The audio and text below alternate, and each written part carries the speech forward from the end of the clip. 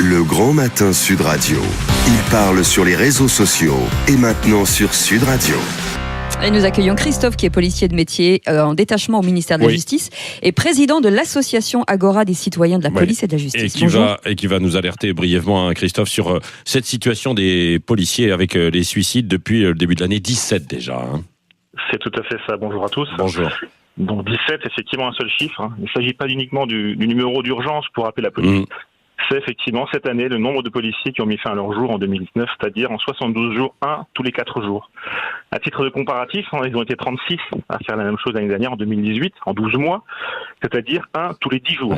Ça veut dire qu'on est à ce jour sur un rythme supérieur à 200% si la tendance se confirme. Donc voilà pour les chiffres, mais en fait, de quoi on parle ? Le suicide, c'est un arbre qui cache une forêt. Je vais reprendre l'expression d'un de mes collègues. Les suicides sont la goutte d'eau qui fait déborder le vase. Et c'est sous ce prisme qu'ils sont examinés. Mais qui s'intéresse à toutes les gouttes qui ont rempli ce vase, en fait ? Le sujet est très difficile. Quelle est la part du privé dans ces faits tragiques ? Et quelle est la part due au métier ? On ne le sait pas. Par contre, ce qu'on sait, c'est que ça fait des années qu'on parle du mal-être des policiers. Les médias s'en font régulièrement l'écho, sur votre antenne, j'en suis sûr. Mais qu'est-ce qui change au final ? Il n'y a pas grand-chose. Le sujet traîne dans les directions, mais au final, la direction générale de la police nous dit « Prenez garde à vos collègues, faites attention. Regardez autour de vous. » Alors c'est vrai, attention, c'est bien, il faut le faire.